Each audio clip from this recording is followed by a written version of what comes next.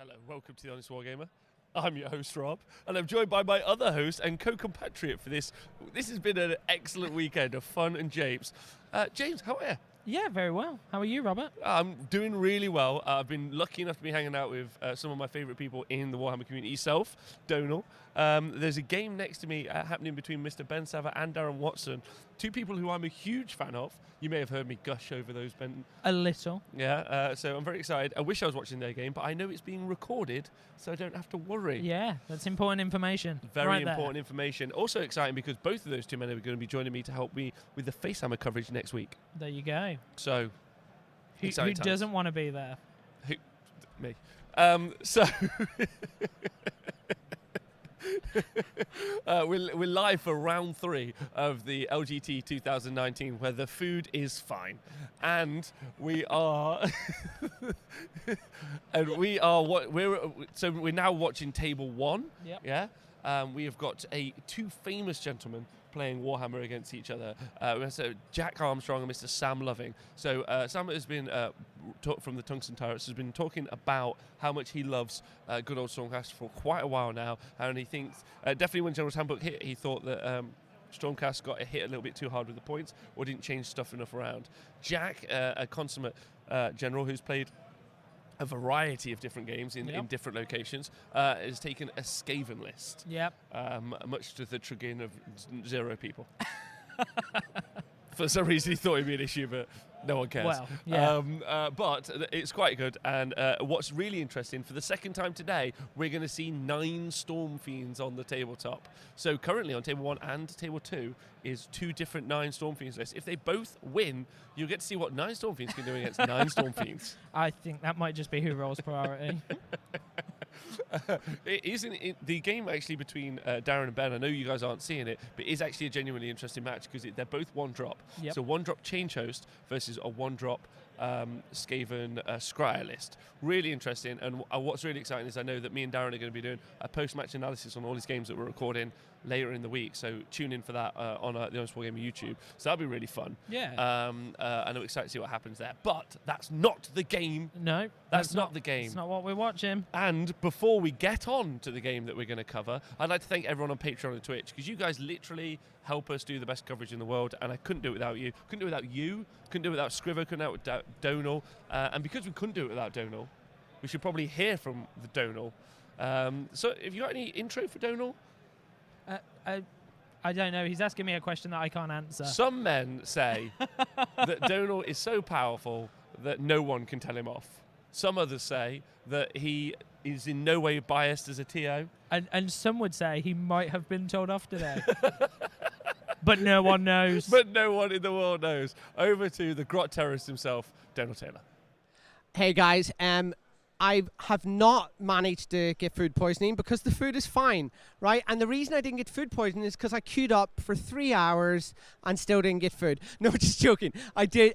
It's fine. I haven't been told off by anyone at all, and I'm sure I'm welcome back next year. But just as a heads up to everybody, I'm controlling the Twitter, and in no way is this associated to the Honest Wargamer. Honestly, I promise. Definitely bringing a packed lunch tomorrow, though. As will all the Wargamers, and all the drink. Like, to be fair, the bar is really good. Like, it's constantly empty, super quick to get served, and the beer on draft is pretty dire, but the actual ones in bottles aren't bad. So, kudos to the whole team. The toilets so far are fine. I haven't actually been yet because I haven't eaten, so I don't need to use the bathroom. That's how the system works. So maybe it was just a really clever ploy from Zach. Or sorry, whoever runs it, it's fine. No one's complaining. And that's what you want to hear about. So, game 3. We've had a couple of really interesting matchups. So we'll quickly run through the top 5, and then I'll talk about some of the ones that I'm going to cover. So obviously the one we're going to cover is Fire Slayers versus Fire Slayers. We're going to cover Jack versus Sam. So that's table 3 actually, with Storm Fiends versus Stormcast. Then you have on table 1, it's Fire Slayers versus Fire Slayers. Fire Slayers versus Fire Slayers. That's going to be a barrel of laughs. Let's charge each other and maybe do nothing, maybe do loads. Who knows? No one. I actually don't know how that matchup's going to go. That, by the way, is Francois, our French friend from before. I think he's French. His name's Francois. And Philip, the guy who I randomly picked who's Russian. So that's cool. Feel sorry for Philip's girlfriend, by the way. She actually came to London for 7 days and is spending 2 of them in this place. Why? But anyway, that's fine. That's grand. He doesn't even like Fire Slayers. That's the worst part. If he was like, yeah, I love Fire Slayers, love playing with them. He's just like, no, I want to play Daughters, but too hard to transport Marathi. Anyway, then table 2, we have Change Host versus Skaven, which is pretty exciting for anyone who's going to watch it. It's our friend Darren Watson versus Ben Sava. Now, Ben Sava's made an incredibly generous offer, so anyone in the Twitch stream, please let me know if you think I should do this. He's offered me to take his Storm Fiends and a Skaven to Facehammer because it's really easy to win. And he also doesn't trust me at another event that he's not able to chaperone, but because he's going to be on the Honest Wargamer, he's not going to play, and it's fine. Plus, his army's really good, so I'm pretty sure I'll get all the Facehammer points, unless they say that it's not 3 color minimum because he's a contrast wanker, but it's fine. Right, probably. I'm actually joking. His army's really beautiful. So if people on the Twitch, I'll put up a poll on the Honest Wargamer asking whether or not I should do it. And then I can learn how to play Storm Fiends, and that way I don't have to play the Gits, because the Gits are the worst. Table 4, we have Thomas with Feck. That's the one who I thought played me at Bobo. Turns out it's not.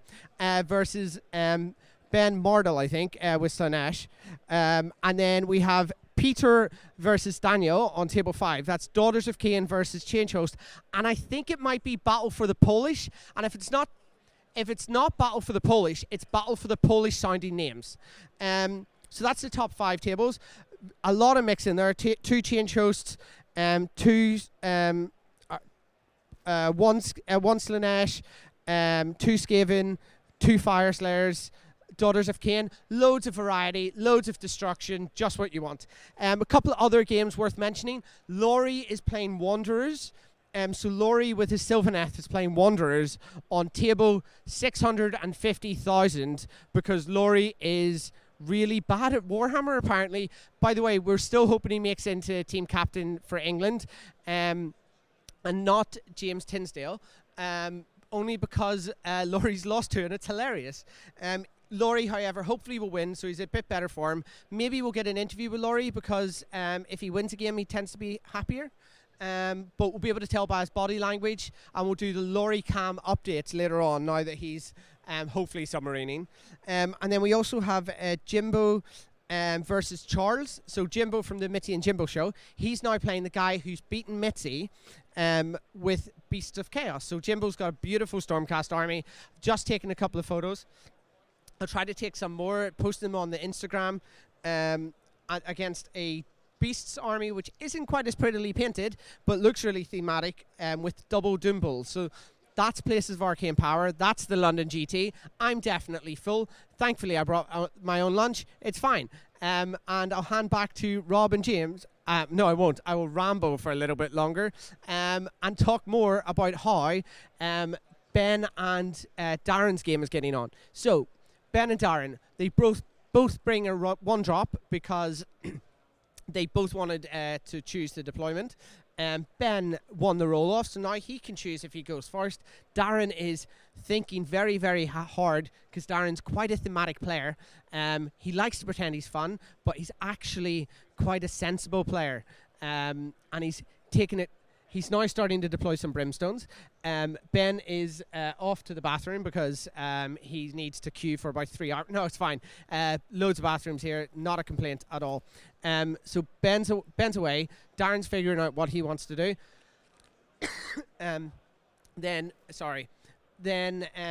I guess we'll see who goes first. It's going to be quite an interesting matchup. Ben's obviously brought this army because he thinks he can shoot off whatever he wants. Change Host is now effectively the new meta. It's like we're in 2017 again with Storm Fiends and Change Hosts. Darren's just shouting nailed it because he has heard it. It's someone else's material. Like, oh my, was it not me? Hold on, like, I mean, I'm being interrupted. Shut up, Darren. Did I ever tell you the story, or did you ever hear the story of Darren and the horsey experience? That's from Darren's List Diaries 1 or 2. Darren's List Diaries 2, where he joined a threesome with his parents. That's always a good story. Can't possibly be bad to listen to. Other things that are going on. Does that mean you can go back? Okay, we're going to go back to Rob while I figure out what else is going on in the scenarios. I'm going to take some more photos on Twitter. I'll keep you posted on the Sylvaneth and the Seraphon. I think the Seraphon's doing really well. I think he managed to beat Nico. So hopefully we'll see that in the top tables tomorrow. Cheers. Thank you very much, Donal. Appreciate that. So there we go. We're starting to look at the board, as you can see there. So let's talk about the lists. You can see most of the Skaven forces already down.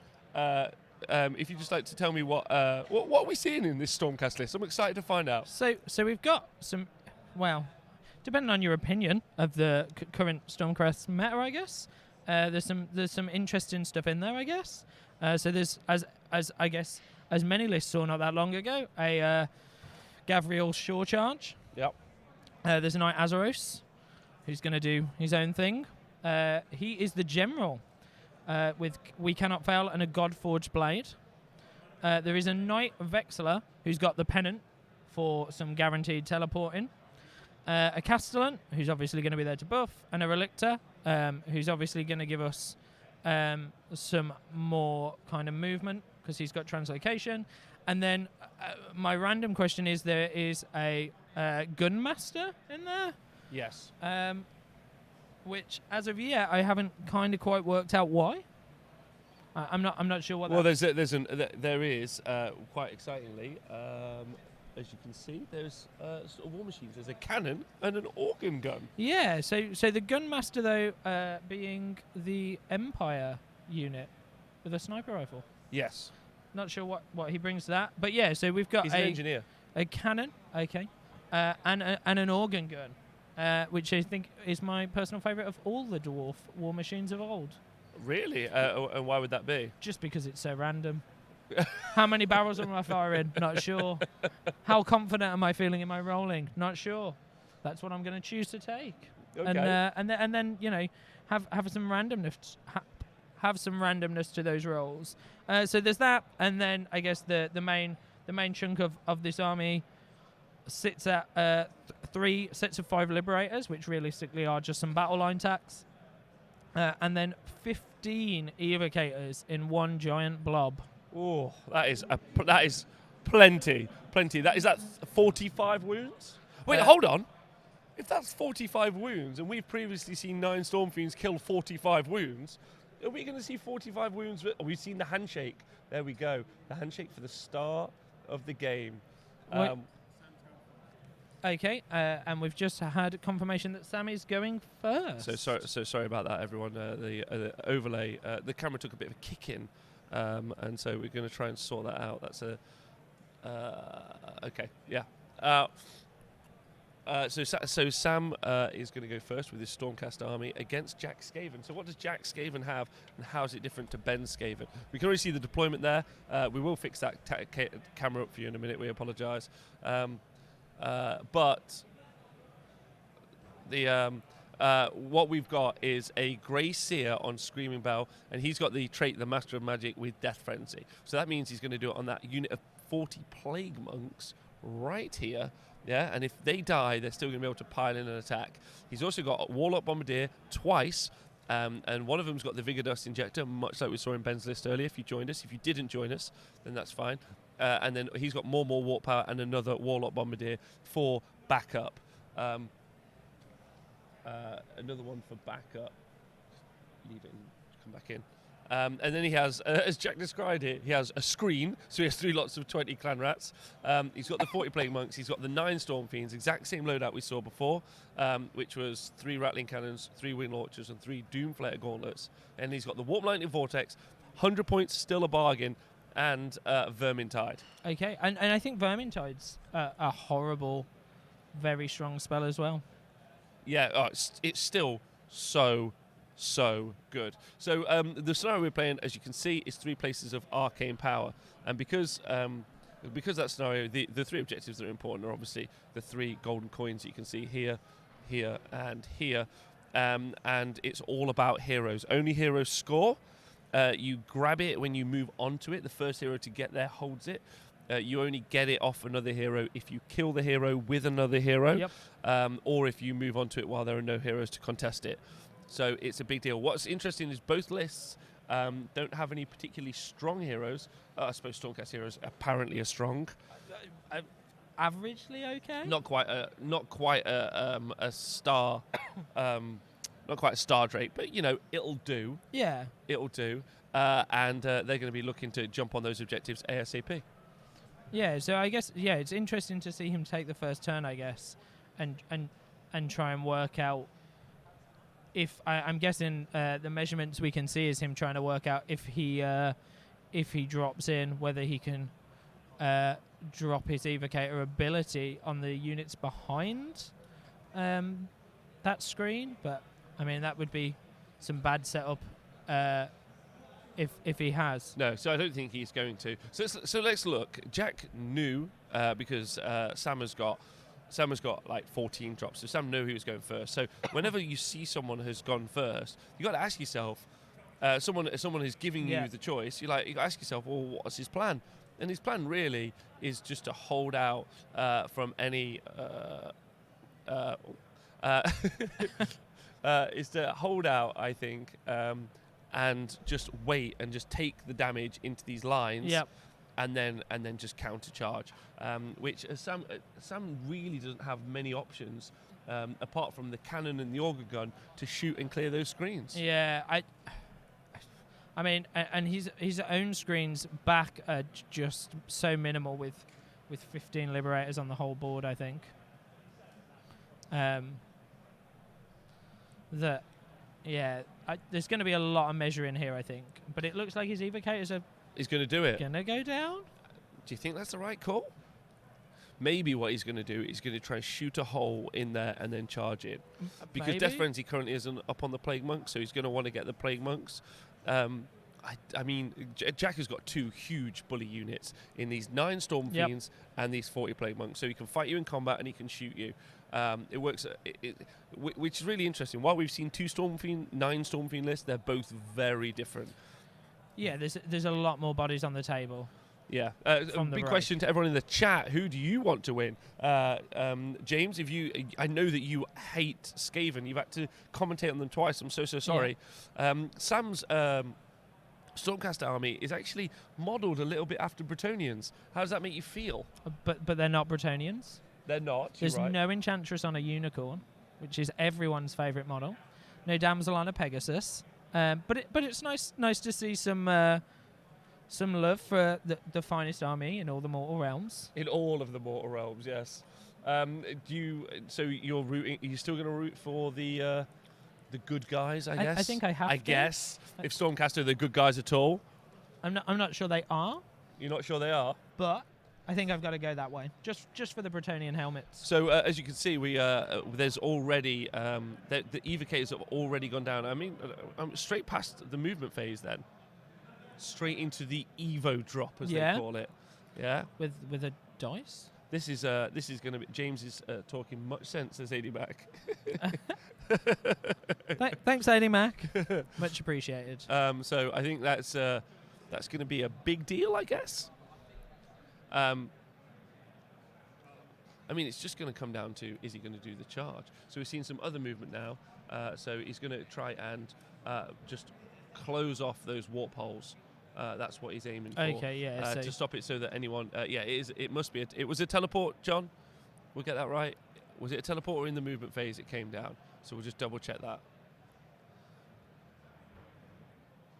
Just say teleport. So they used translocation from a Lord Relictor. Perfect, thank you. It's a prayer on a 3-up. Yeah, there you go. So that's how he's ended up there. And then he's moving and closing up that warp hole. So Skaven, I'm sure you already know, but so these are the threat holes. This is where he can teleport his units through, which is going to be interesting to see how he does that. He hasn't put anything here in his kind of like, as you would describe it, your safety zone. So he can get screened out, but I think that's on purpose. And it really is just going to come down to those two warlock bombardiers and that screaming bell that's right there. This is going to be really important to the game, because that's the tankiest hero that's on the board. Which is interesting to see, right? Giant bell just being pushed by a rat ogre. It's very interesting. Yeah, absolutely. I'm very excited to see whether or not that goes down. Because it's not the threat. This unit's the threat, and the Plague Monk's the threat. So he's going to have to put all of his work into Sam. Sorry, is going to have to do all of his damage and work and put it into the actual outputty units. Yep. Whereas I think Jack really only has to deal with the evocators, right? So literally, that's the bully unit that you see in there. Well, that's the majority of the army, right? So 660 points in those 15. And it'll be interesting to see what these cannons do, because it's not something you see that often. So I think that'll be nice to see as well. But all of that seems to be moving up. Okay, so he's going to try. I think what he's going to try and do is screen as much of the board as possible, but I don't really see. So he charges into the screen and then dies, unless I see something else. So the points are only controlled by heroes and wizards, or just heroes? Just heroes. Okay, so they're not going to be doing anything anyway, are they? So I think it'll be interesting to see if he's using them as a screen for himself to take those points, or whether he's going to charge into that screen and die a horrible death. I think he's going to charge and die a horrible death. I'm not 100% sold on the tactic, if I'm honest. Twitch out if you've got any other thoughts. I think Jack has built himself a castle wall, and he's going to be fine. Yeah. He's going to be fine.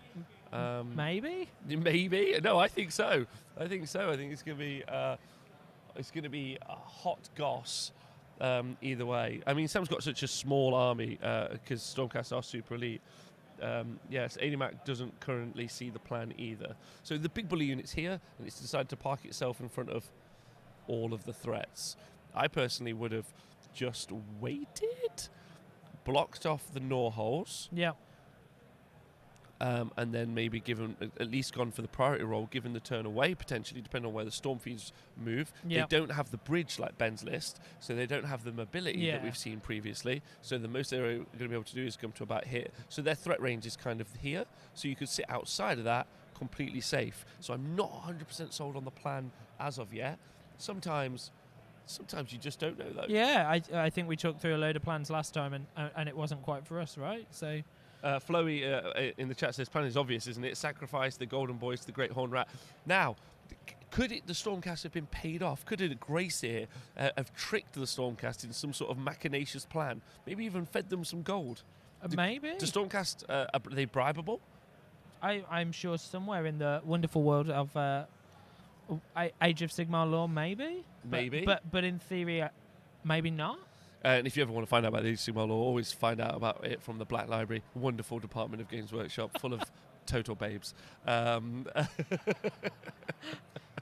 biased opinions here. No biased opinions, apart from me. Hawkeye reckons he's just going for the balls deep initiative. Well, maybe. I think some prosecutors have come down here, right? Okay, so we've got the cannon and the organ gun. Yep. And the prosecutors potentially shoot in and deal here. Yeah. I mean, that's thin. If you think about it, that screen is pretty thin. Yep. He's going to have to. He's the only overlap he has is here. So once he starts to remove here, but then the issue is what Sam has done is he's let him know where he's going to charge. So I mean, he could have. I guess then if he kills enough, he either goes this way into the monks, but it's going to have to be, that's got to be close to 3 inches as a gap. That's probably about 2 here. So this is 2 in. Oh, you guys can't even see that on the screen. Yeah, we've seen him already kind of pre-measure all of that, right? Sorry, guys. There you go. So this is going to be like a 12-inch charge, realistically. Yeah. Adequate Wargaming, thank you for subscribing for 19 months in a row. Thank you to all of you for subscribing. You're all utter babes. And I love you always. Orc Boy Phil, no, there is no bolt throwers in the list. There's a cannon and an organ gun at the back. that are now shooting. I think the cannon actually killed one. One Skaven. A couple more go in there. Okay. But, I mean, there's next to nothing. I think maybe 3 models have gone.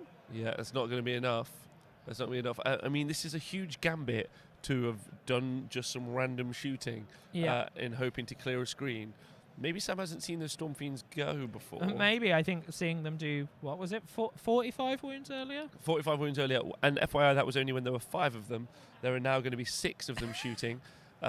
Pretty devastating, truth be told. Although he has got a character on the centre objective. Look at that right there. He is absolutely just ready and willing. There he is. He's just like, look at me. I'm a gangster. You can't hurt me. I'm going for it. And Sam's army's lovely. Absolutely lush. Let's have a quick look at that. Jack's brought his gaming army. Make of that that statement what you will. But there you go. Look at that. Real pretty. Some Garviel Shoreheart, I think that is. I think that's a conversion, if memory serves me right. It is. It's a pretty army, realistically. So we're lucky to see it on the tabletop, and Sam doing quite well with it. There you go. That one guy's facing backwards. He's going to do terrible. And there is our artillery emplacement, just there, doing its work. Do you think it's going to win him the game? I'm not sure the artillery does enough anymore. I don't think it does either, to be honest. But looks lovely. Yeah. Absolutely lush. And there's the Gunmaster. I'm still not entirely convinced on. I don't think I'm entirely convinced on that entire section of the board, really. I mean, I agree. Which is where. So here we go. So you're looking at has a charge been rolled? We'll find out from our table boss. Not yet. No. So we're doing some pre-measuring. So what is? Can we any of us just work out what his plan is? Because won't lie, lost. Struggling. Has anyone got any thoughts? So what was the roll, sorry? Okay, so a 6 has been rolled, so they're not going to be anywhere close. Okay. Right, so FYI, this might be the fastest game we've ever... No, that's not true. Sheffield Slaughter will always be the fastest game we've ever covered, which was over at the Roll for Deployment. So sorry, so I missed that Garviel was there. So 8 plus his 3, so he's got, what, 9? So he has hit the screen if he wants to hit the screen. He's just trying to work out where, I guess? I guess so. So there you go, some precise measurement at the minute. And maybe some debate. Yeah, it's a beautiful army, absolutely. Really, really pretty. I'll try and get you some more like little shots as we go through of the armies. They're very, very nice. Well, no, Sam's is really nice. Jack's is like gaming standard, which is fine. Yep. We're just not going to zoom in. Sorry, or we'll call it Rob standard. Yeah, I mean, I really appreciate everyone helping get better cameras for this Wargamer live coverage, but also a bunch of the guys who play are probably like, oh no, don't do that. Jack showing his salt and pepper haircut there, and Sam showing his kind of like Mediterranean heritage, I think. And everyone can see our wonderful half a hell fort. Half a hell fort. It's famous now. Is everyone ready for the half a hell fort? I think if anyone doesn't have enough terrain to take to an event, that's how you do it. Half a hell fort. Half a hell fort. Then you've got 2 pieces of terrain. Who needs a whole one when you can have half? I often cut my skeletons in half and just put half coming out of a base and the other half are just legs. There you go. See. There you go. So some very precise measuring there. And all done with sticks. All done with sticks because arguably more precise. More on that in future updates from the Honest Wargamer. So there we go. So somehow he deployed outside of 9. But is not within 9. We'll find out what that means in a minute. What that conversation was from our table boss. So I think it's that he wanted to maybe charge over here rather than charging in a straightforward... Oh, no. So there we go. There we go. He made so the roll. This is how precise it is at this level. Table 1. Sam moving those models a bit slowly because of that incredibly heavy ring.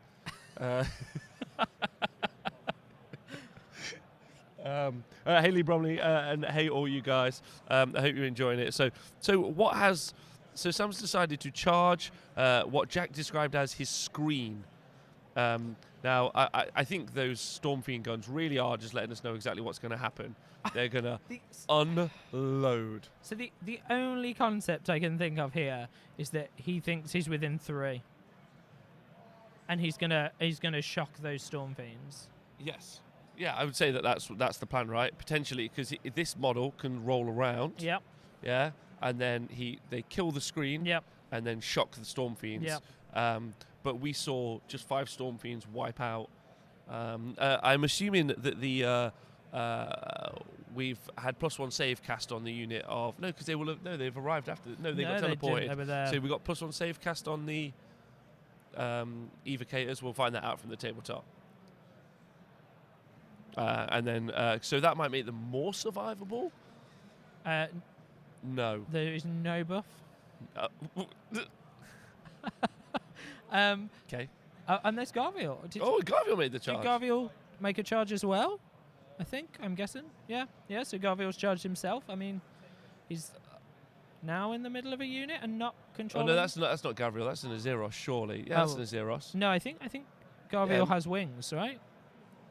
I'm pretty sure I've seen this model before. Let me just check. So, okay, is the Azeroth? It is the Azeroth. Okay. Okay. So that I was looking, I was like, oh, maybe he'll have Storage Defender, but no. Okay. So Andy Mack is saying that he thinks Sam is obviously bonkers because he doesn't know the output of Stormfiends. I think maybe he's aware of them, but there are 2 units in this game which probably can delete almost anything. It's a unit of Vigor Injected, more powered Stormfiends, yep, and Plague Monks, and this unit of celestial heroes, yep, legends, you could say, yeah, chosen by arguably. Sigmar himself. Look at the Prosecutor unit though; they've done a huge charge. Sorry, I'll just that's big. That's very, very important. They've locked in there. So if that unit of Prosecutors doesn't actually, that's huge. What's he rolled for that charge? That must have been a massive charge. That must have been a really large charge. Oh, it was a 20. A 20? Okay. Crazy. Which has got there. Sam's got to be over the moon about that. So if that unit stays alive, yeah, then that unit of evocators is not going to get shot to death. It's not going to get charged by the Plague Monks, so it's still going to die. Yeah. But and a Gryphound's made a charge. Right. I'm not sure where on the table that is, but very interesting. Would you not have gone into the Stormfiends with the guns, not the Stormfiends with the melee weapons? Oh well. But maybe. Uh-huh. I guess it's locking them up from behind, right? Yeah, I agree that the fiends should still kill the the Prosecutors, and then, but I'm guessing. So someone's asked about the 20-inch charge. So I'm guessing they had a Garviel buff. Maybe that's where his buff went. Yeah, Garviel Sureheart in there with the. Okay, so they roll 3d6 to charge, and they were plus. I think it's 3 from Garviel. Yeah, but you can do it more than once. Okay, so you can do it more than once. So he'd stacked it. Okay, so I think they were plus 6. Yeah, and while you have to be within a unit to declare a charge, within 12 inches of a unit to declare a charge. Once you've rolled the dice, you can move up to that maximum charge distance. So it's real good, and like very fun if you use it on Morghast. On Morghast when they've got the 3d6 charge as well, because they've got fly and they can jump over units. So I don't know whether or not Sam's happy about that. Okay, so I'm guessing. So the evocators of 4. So the evocators of and killed. So we're in the combat phase. Okay, so just Garviel's fought at the moment. So I'm guessing the aim was that he would take some out and it would stop a pile-in, but I feel like it's now almost ruined this pile-in here. Yeah, so what Jack's done, actually, because he knows that unit's going to die, as you can see, he may well... thank you. I think maybe there's an inch gap between them, maybe not. If not, he's just... If not, then he's obviously intentionally left the units out of cohesion so that they can die. Although I don't know if you can. take a model out from wounding to break cohesion. You can do that. So exactly what he's done. This is just people want to know who you are. James Who? Who is this James Who of Scribes Wargaming? I don't even know how to explain that. The only way anyone ever remembers me was I played Bretonia at Bobo and blew a bugle every time I charged. I think it was roughly twice a game before all my models were taken off the table. But that was about it, I think. Yeah. So there we go. We're seeing more lovely little skinkies die. Not skinks, sorry, rats. They're going down. But I wonder if we're actually going to see the. I don't think we're all kind of waited for bated breath, right? Yeah. Like, what's gonna happen with this scenario?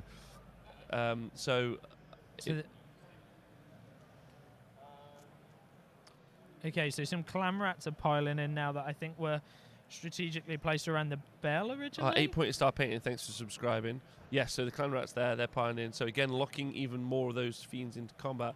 Not fiends, sorry. Evocators. But then they're just going to run away in the next turn. Yeah. Maybe Sam's plan was to hold them back? Yeah, so I guess... has he got anything left on any points? No, he's got no. It's okay. I've set the camera up. You ready? Yeah. Let's go for a little journey. Let's look at the objective on the left to see if there's any heroes there holding on to it. No, I don't think that's within 6. Nope. So I'm going to go for a no. Middle objective. Let's see if there's anyone there holding on to it. It's no Mon Capitan. Capitan. It's just there, and that's also a no. Finally, the objective on the right. Let's go find out if there's anyone in control. Oh, here comes the pylon, I think. Oh, let's go back to that then. No one. That might be within 6. That might be. We'll find out from our table boss. Those are liberators with swords. Oh no, those are liberators with swords. The problem with Sam's army is they all look like heroes, and arguably, if you're following the narrative, they are all heroes. With Stormcast Eternals, with a bravery of 7.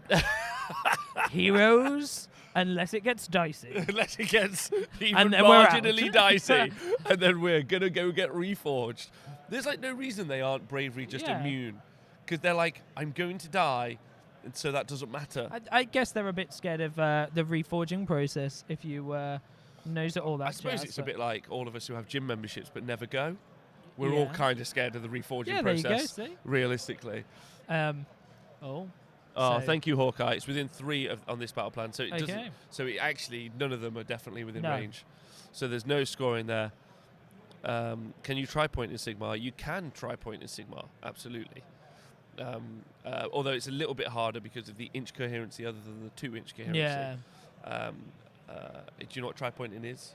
No idea. So effectively you have a string of models like this, and then what you do is you take your models, so let's say Plague Monks, and then you just surround one model like this. And because this model the white model can't fly and get out, effectively it's locked in. And also that unit is, I don't know if Sam's plan is to potentially charge in here and tri-point this unit of rats. But that makes no sense because they haven't charged yet. And also their bravery is super low and they're just going to die. Although they might actually be forced to stay because they'll be immune to battle shock. Yeah. Wow. So I think our current debate is, coming from the table, is we're waiting for a decision on this and if he can pile in because he's close to 2 bases. If he's close to 2, then he's allowed to choose as it's his activation. Okay. So we're currently waiting on a rules TO, I think. What a shock.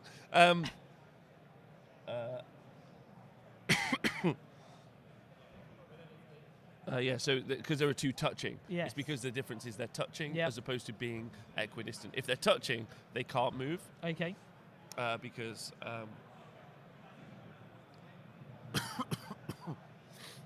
so very interesting.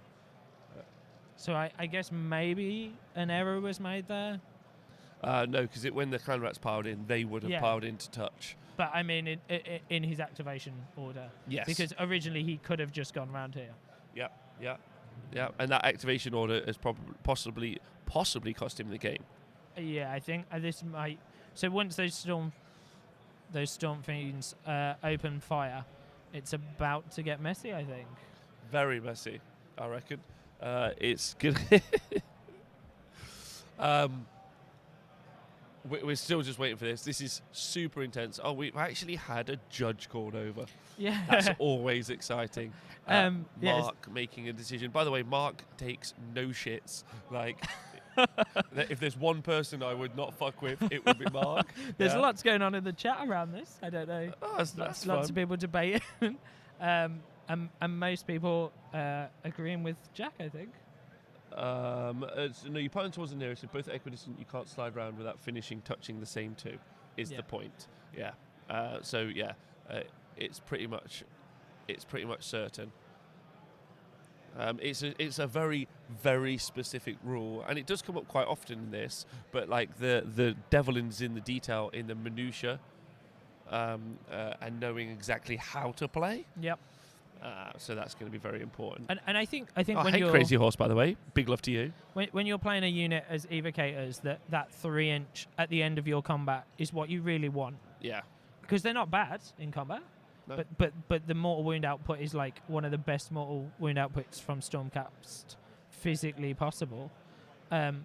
Being aware of how they pile ins Super and important. and how you can be countered on that pile in, because basically these two little plague monks might have cost him the game.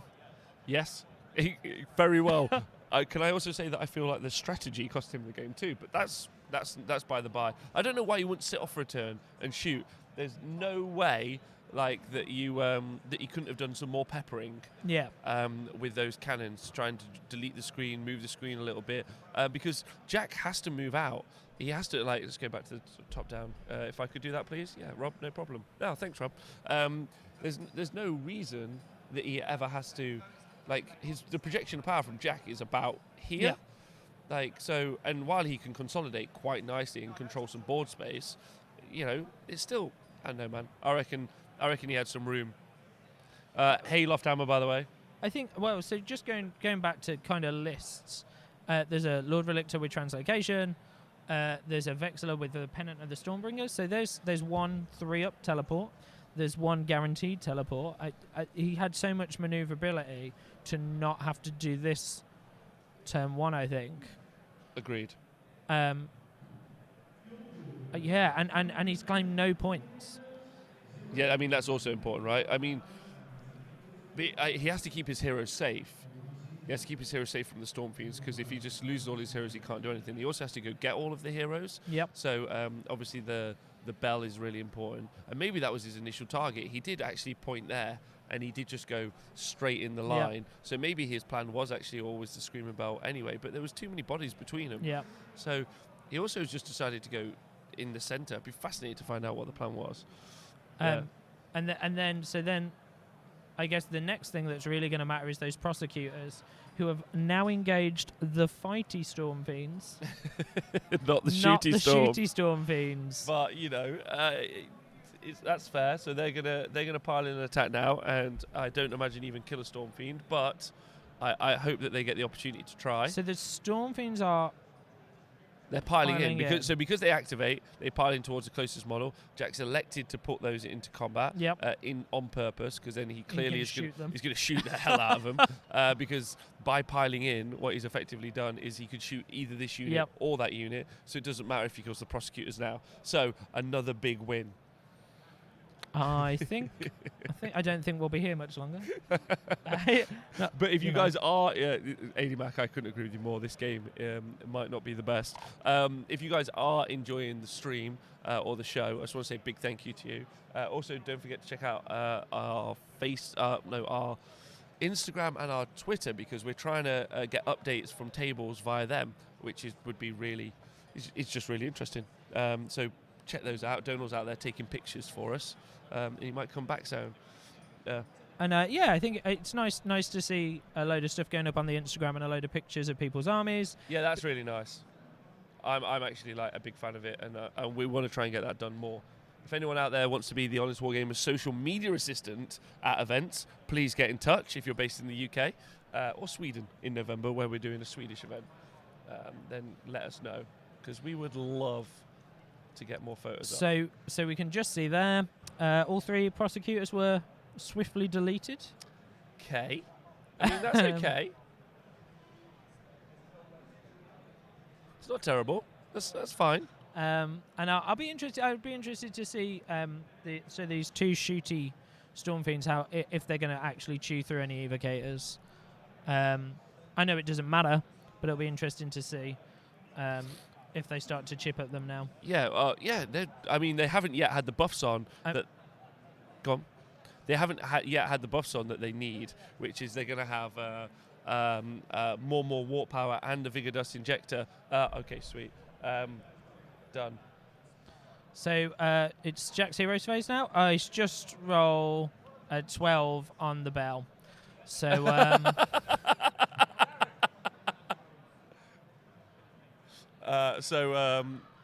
there you go. Jack's over the moon.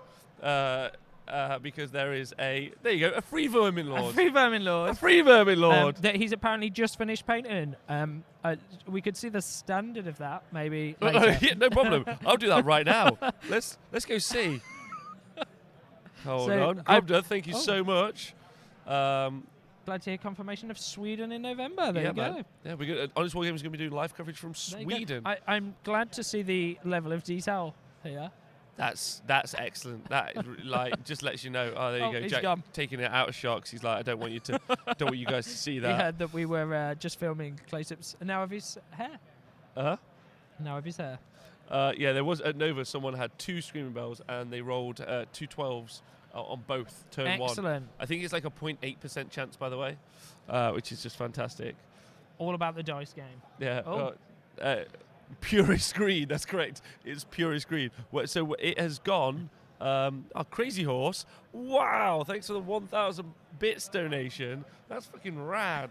That's cool AF. Yeah. That's really cool. Thank you. Thank you to everyone who supports the show and lets us do the live coverage. So someone has said Go Camera Camera Face. I can't remember if that was the camera's name. But do you know what?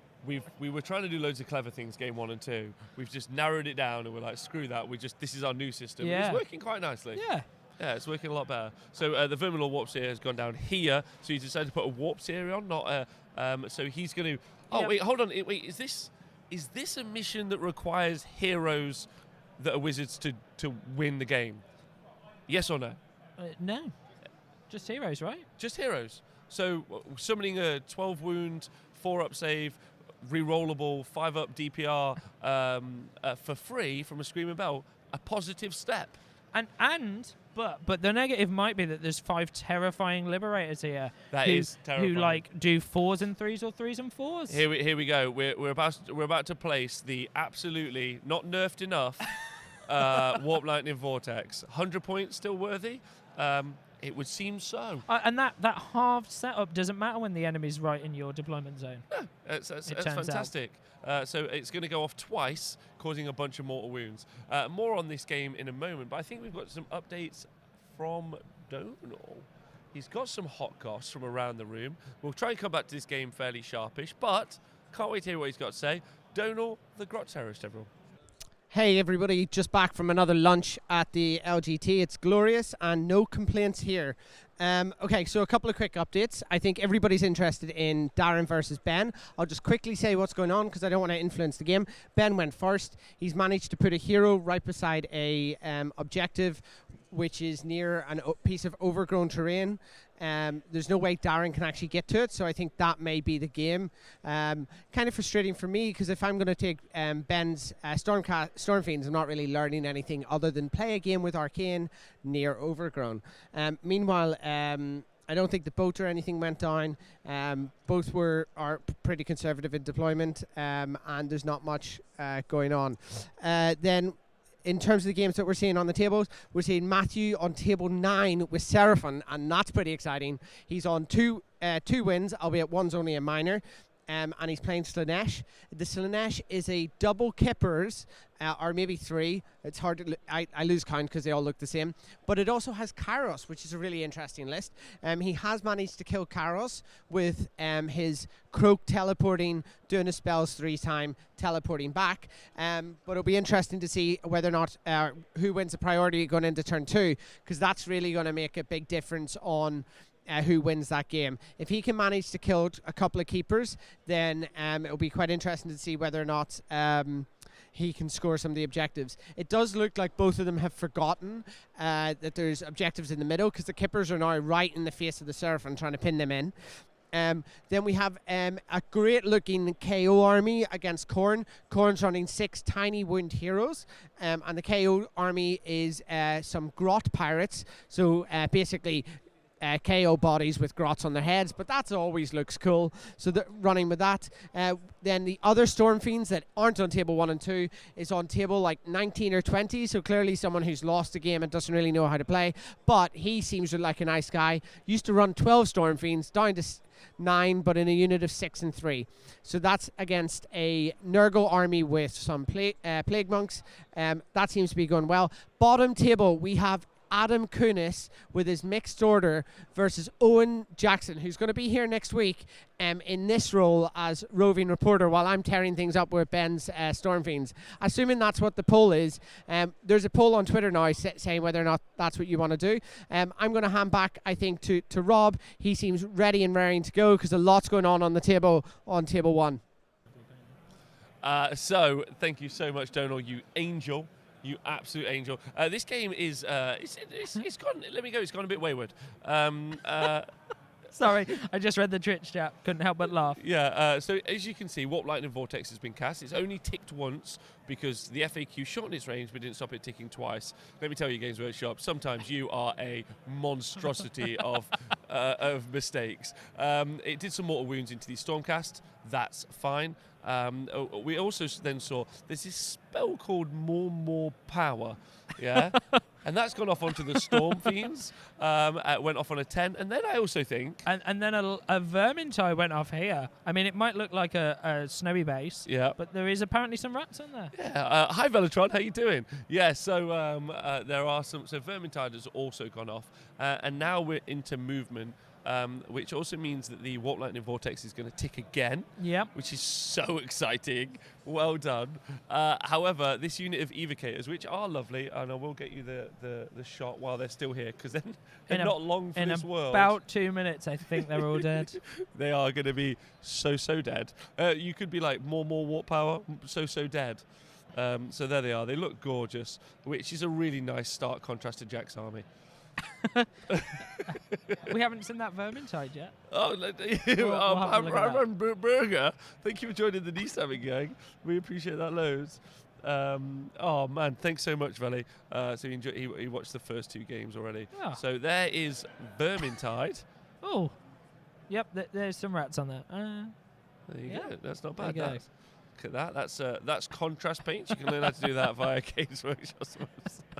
Takes a whole 10 minutes, I hear. Yeah. So if you guys didn't see what happened earlier, there was over on the right.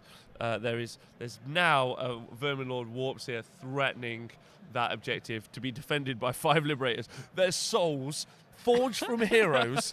They will defend it, and I think that they will keep it. Or if 2 die, there's a chance that they could run. No, they're braver than that. Yeah, they are the bravest of all living characters. Oh, I guess in theory, actually, we could. AD Mac, yeah. I would describe that paint scheme as minimalist. Yeah, maybe AD, maybe.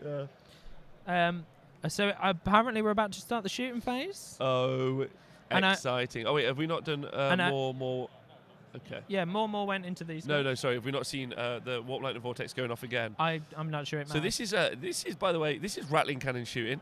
So I'm gonna just scroll down a little bit so you can see what go on.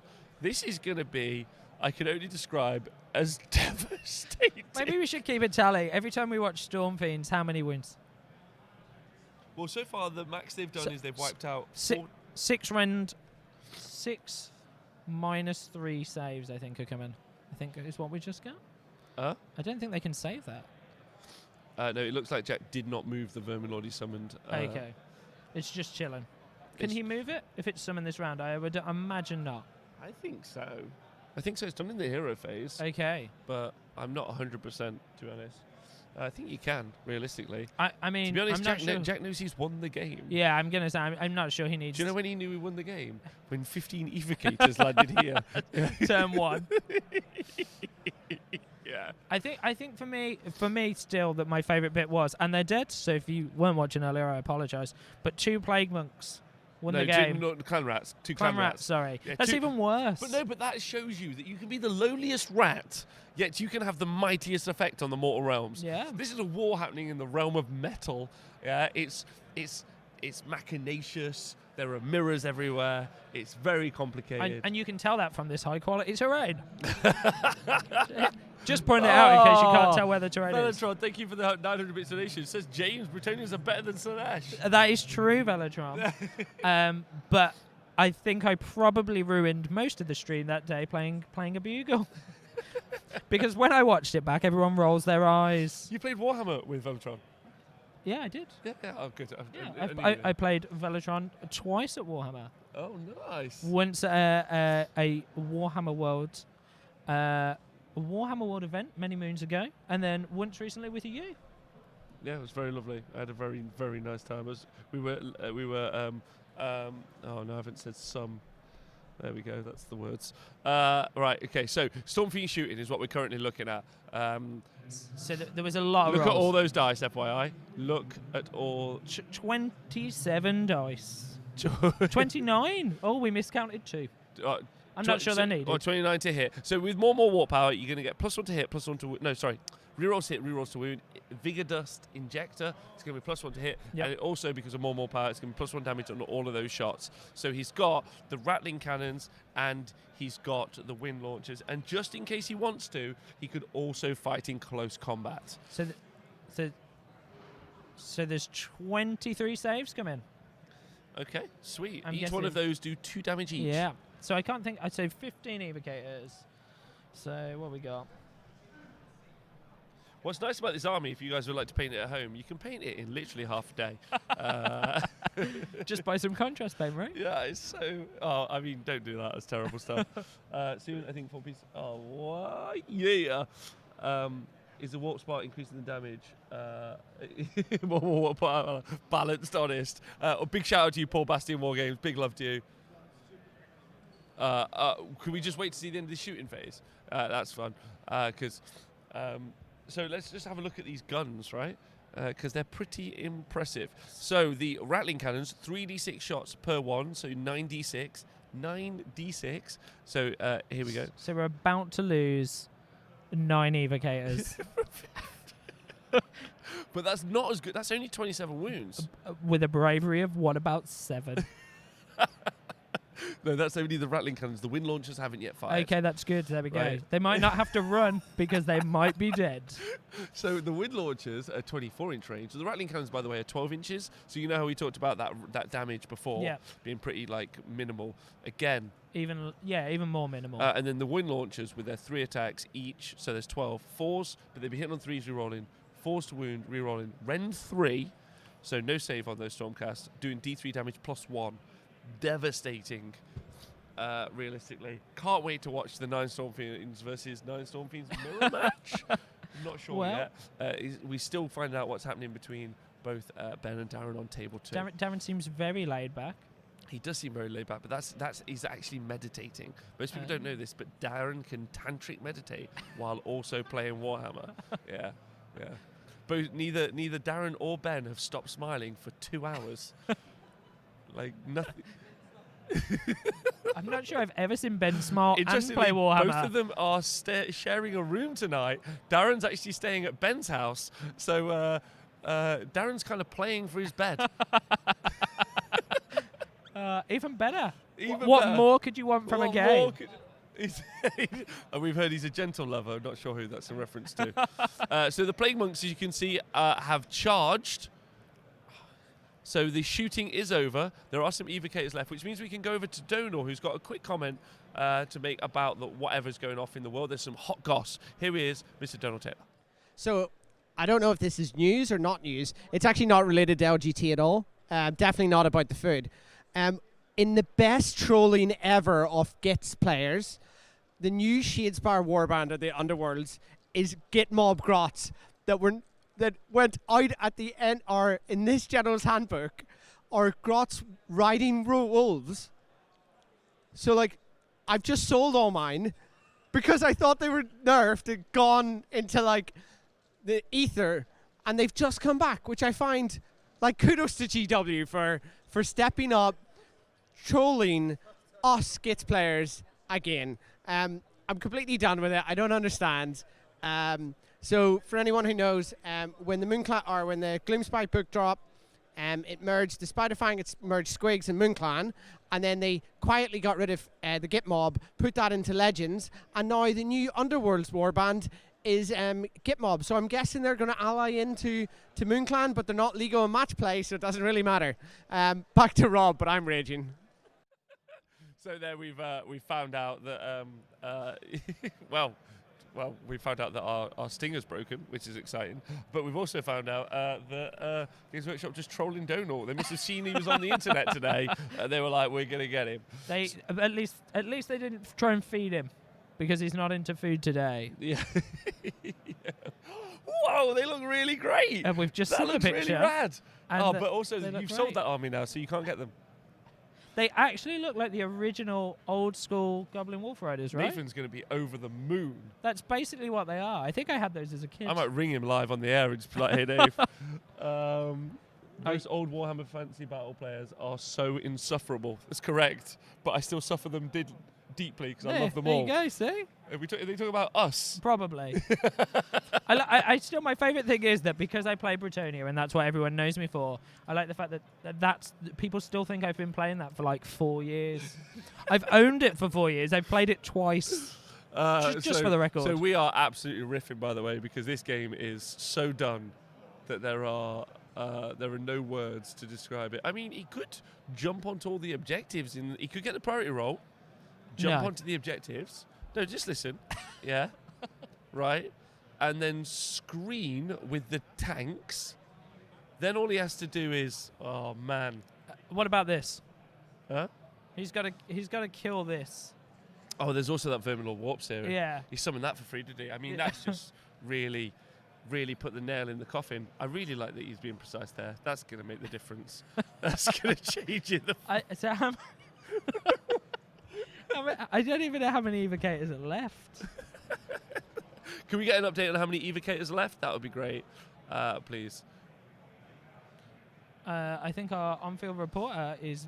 Yeah, most people don't actually know that our on-field reporter is currently... most people don't know he's on a date while he's actually also been here. One of the Hellstorm Wargaming guys who are also doing the 40k coverage has decided... him and Scriv are actually in love a little bit. They've locked eyes. It's because they have effectively the same body shape, only inverse. We'd just really like to know how many evocators are still standing. That would be great. Yes, don't forget that the Honest Wargaming will also be doing the Irish GT coverage in 3 weeks. Is that right? Yes. Maybe. Well, diddly. I hope it's not 3 weeks precisely. Otherwise, my girlfriend will murder me. Excellent. There are 5 evocators left on the table. Yes. I think in about 40 dice rolls, there'll be no evocators left on the table. That's correct. At which point there's going to be a few liberators and maybe Hold on. a gunmaster. We haven't seen the raw power of an organ gun. I dig the organ gun. The organ gun's great. What's its stats? Top of your head. I think I had them earlier. Let me find them because it's still one of those silly old pieces of War Machine that has stupid rules. And crew. And no, we're not going to do the crew. So it gets D6 attacks. Okay, good. And it's 3s to hit with full crew, 3s to wound, -1 rend, and 1 damage. But you get to choose how many barrels fire. So you could get up to 4 D6 attacks. Wow. It's still probably going to only kill, what, like 2 of these storm vermin? Maybe not even that. The average output is 7. So maybe 1. It kills 1. If they make no saves. Okay. Right, look, listen. Let's get into it. Look, let's get the top-down view, because that's how we can get serious, and we can try and help Sam work out how to win the game. Right. So, if Sam drove here, and he drove home at 88 miles an hour, Yes. he would be able to go back in time, right? He'd be able to go back in time Yep. and perform a rock and roll dance number for Jack's mum. Yep. And if he does that, he might make Jack not exist. Maybe. I feel like that works really well with your splash screen that we've been... We're going to just play that. So everyone's do that. there you go. Look at Yeah, that. bam. It's like the 80s is right here. It's right there in the room. Andy Dunn, hey, boyos. Oh, Stormcast, I hope they're doing well. Dot, dot, dot, dot, dot. They are not doing well. They are not doing well. But to be fair, they weren't given a chance to do well. They just were thrown. Sam, a big fan of the Stormcast narrative, had decided to, before he even deployed, he was like, I'm going to reforge the flip out of these guys. Yeah, They are going back for some quality narrative produced by Black Library. Yeah, maybe he didn't like how their minds worked and thought, we'll get rid of some of that. We'll let them get reforged. A game 4 will be better. Exactly. They'll be more pliant to Sigmar's ultimate plan. So here we go. Yeah, the combat's happening. Effectively, what's happening is the Plague Monks are fighting into the Storm Fiends. That's what's happening. Yep. Everyone's fighting these evocators. These rats are not fighting these rats, which I think is what Rob just said. John just said? You just said, I think. I Yeah. think you just said these Plague Monks are fighting these Storm Fiends. Yeah, are they? No, they're going to kill these evocators. Why would I say they're fighting the Storm Fiends? I don't know. Maybe I made that up. Long day. Apologies If someone fixes that, who knows? Please do, all day. Yeah, the Black Library narrative is A+ Andy Dunn, absolutely. Yeah, and they should always get like free desk upgrades / really comfy chairs, because I just like the story being written really well. Yeah, it'd be nice to have some narrative. Oh, it's always nice to have narrative. Always good to have more narrative. Yeah. Gabriel Shoreheart is dead. Okay, that's the most. He'll get reforged, and maybe his jaw will be less square. He looked less like a jock shouting charge all day long. Look, ladies and gentlemen, let's just be honest about this. This game is fucking... I swore. I was trying so hard not to. Almost. Yeah. Almost. Only twice in one day. That's I pretty good. know. Well, to be fair, I did do it for a company for like a year and a half, so I should be There you able to. Right. This game is done. Over, finito. Sam has... It's Black Library sounds awesome. Do they do... Is that a key shut up Speckles moment? Yeah, it's a key shut up Speckles moment. It is a great place. You should all go. I would, because the narrative is great. I don't know what books I'd get from there. Probably. There's a good new go. There's the good Go Trek audiobook. That wasn't too long ago. Paper books. We need to specifically be Okay, excited we're about only paper pushing books. paper books. The Nagash book that came out a little while ago was very good. Oh, really? Yeah. Okay, yeah, let's get that. That sounds great. And Hellman Car, that one. Okay, yeah, that one. That one sounds too. great. That sounds good too. I'm at a loss now. I mean, I'm just waiting for this. So realistically, I don't know if AD Mac's still here. He was narrating well. We're just waiting for this to die. The evocators. Yeah. I'm not sure. Is there any left? Do you know what? Like, let's be real. Like, what are we doing? It's just... Hello, everyone. Welcome back to the... they haven't called it, but we're calling it. Like... I mean, if you want to, we can... Like, votes in the Twitch chat now. We know the game is done. Yep. Lost. But would you like to see the conclusion of how it was lost? Like, would you like to watch it? Yeah, we can. Well, that's a question to the Twitch chat. What would you I don't all like mind to know? watching it. So what happened was the key piece, the 15. Okay, all right, let's go back. Yes, Well, we'll we go got back. yes. We literally only wanted one vote, Yep. and we've got it done. And We're no one back. liked my face. Oh look, there's two. All Two right, votes. let's do it then. Let's do it. So, would you guys like to know why it's a loss, or would you like to keep watching just for the sheer dice porn? That's what I'm going to call it. Oh, I think. Oh, look, some liberators died. Whoa! All 5 liberators. We said that they were going to hold the line. Yeah. Yeah. Heroes to the end. But that guy has got an orb of purest green. Yes. well shaded, I believe. Orb of Purest Green. So specifically, Jack has got this in his very first turn, which means he's going to score a point for every turn he holds it, which is cumulatively going to be 5, 4, 3, 12, 14. It's going to be worth 15 points for him alone. Now, what can happen is nothing Sam has can kill it. Yep. Currently, he could get super lucky with the cannon, but even on average, if he rolls a double 6 to do the damage, Vermin Lords for some reason have a 5+ DPR, right? So he'll also be able to save that. He also has a re-rollable save, although don't worry, he won't be able to save it because it's -3, isn't it?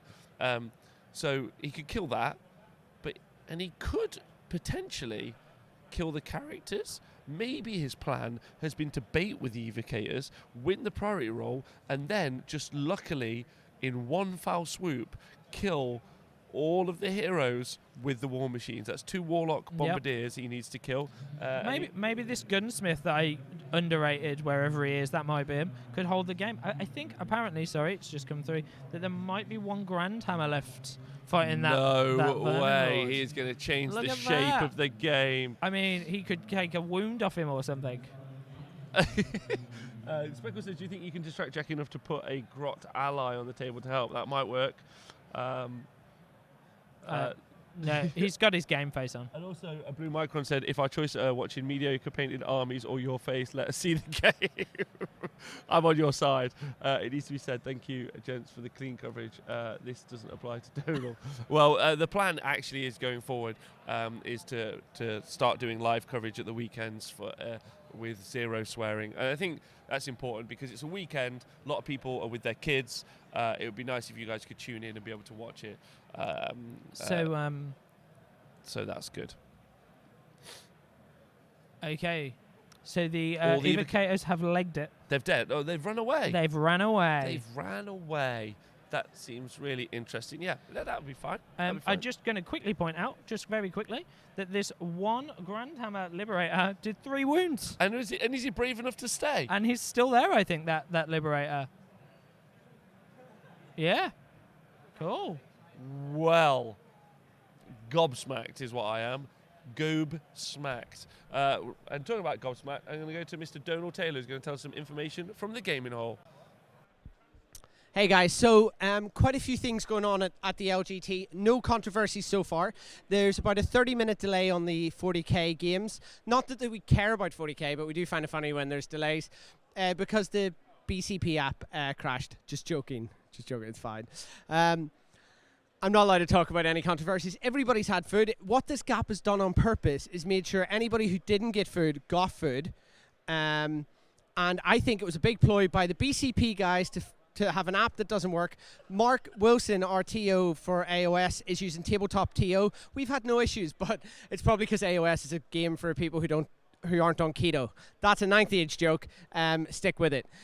Okay, so what do we have so far? Laurie Huggett-Weil has not lost yet. He is still on table 31.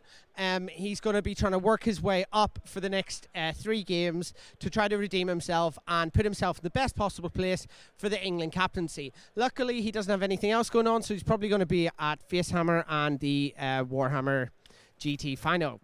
In Warhammer World. Hopefully he can redeem himself and actually win a couple of games. He has told me he's going to be trying to take Stormfiends because they're the new hotness and he likes to use hotness. Other stuff, we have the battle for Northern Ireland. So Collie, my dad Cochrane, versus Shane, not my brother Ford, who also likes to say Colin's his dad, but per Ben Cochrane, who is Colin's actual son, who Colin net listed from. So Colin's taking Fire Slayers. Shane's running his Zinch / Beasts list. Super cool. Lovely army. If only he would put on black rims, it would look a lot better. I've mentioned this to him approximately 1,040 times in the last 365 days. There's a poll on the Honest Wargamer Twitter. Feel free to check it out. Let me know if you think black bases or white bases or white rims look okay. That battle is not a good scenario for either of them, which I think just shows you that they're both bad players, because surely it should be a good scenario for one of them, but neither one know knows who's going to win. Then we have Maxime, the Frenchman, on table 20-ish. He's running a Nurgle list, and he's facing off against another 9 Stormfiends. So our 9 Stormfiends player, Maxime's definitely struggling. 9 Stormfiends, as we've seen, does a lot of damage. I think they killed some Evocators. Obviously, Rob's kept everyone updated on that. We've got our table 2 coverage of Darren versus Ben. So as interesting as that game is to watch, I think this game would have been a tactical genius, a chess match, as it were, of Warhammer going on. Apparently it was. It's not anymore, or maybe it is. But it's quite tactical. It's Darren's turn 2 or turn 1? Turn 1, but there's been a lot going on. It's been very tense. So although the game is slightly slower, I think it would have been a hell of a lot more interesting to watch, or not. I don't know. But whoever picked it, kudos to them. It's like not going to make that joke. It's like a couple of years ago, 2016, Rob. Let's call it that. But that's a joke. Mitzi versus Korn in table 32. Mitzi has managed to kill a Bloodthirster with a Mangler Squig, but luckily what Mitzi's done to be really tactical is kept all his heroes really far away from the objectives, so he can't possibly win, and he'll be even lower in Game 4. So what Mitzi is trying to do is the Sunday Submarine, where he ends up in mid-tables mediocrity after an easy day 2 and a really easy day 1, because nothing easier than losing some games of Warhammer, folks. Unless you're the American who flew over. It's fine. That's probably pretty sad. I'm not allowed to make any more jokes. It's fine. I'm going to swing you back to Rob to listen to that game where there's now 1 Stormcast model left on 1 wound, but it's all a nail biter. He's wrong. It's not a nail biter. Thank you very much, Donal. Davis Ford said, I love Donal. And someone asked, how is your name not Donald? I'm assuming his parents just forgot the D. At some point. It's probably about right. So welcome back. We've gone into priority for turn 2. Sam won it, and so he's deciding to move some of his models around. Now, what's really important to note is that some people don't want to ever give up. Yeah, never give up, never surrender. Yep. It's been a catchphrase and a motto of mine for this stream specifically. Okay. And what you have to remember is yeah, that's right. Let's readjust. Let's reposition. Okay. See, you wouldn't get this in an ITC format 40k game. No. Have you ever watched them? No. Boring. Hours of just continue. I've scored 1. You've scored 1. You scored 1. Okay, so they're now playing for their hidden agendas. So, interestingly, the pack here at LGT is a 20-0 system, which is based on 2 different agendas that you can achieve and your opponent can achieve. You can also make it so your opponent can't achieve them, and therefore, you can change some of the points around. It's a really nice system. They're also operating it at CanCon, and it just means that you get a more granular result, which I'm a big fan of.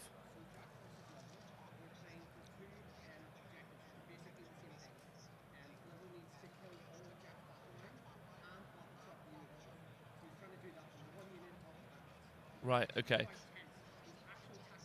okay. So actually something really important has just happened. 2 tournament points in it. Yep. Yeah. So what's happening is there's a unit here, right? 2 units here, in fact, yeah, of clan rats. What Sam needs to do in order to achieve his secret mission is he needs to kill a unit of clan rats. Can the Chosen of Sigmar souls so important to Nagash that he created a 1,000-year machinacious plan to end all of life because of Sigmar's betrayal, kill 5 rats that a Greyseer found in the street, yeah? And then he has to make some more run away and be scared. That's my question. I'm not sure 5 Liberators can really do anything. Huh? They can probably kill 5 rats, but I'm not sure they'll live long enough to do the other one. I don't think they will. The cannons maybe might do some work. the cannons may well do some work. You're right, but truth be told, it's all always going to come down to.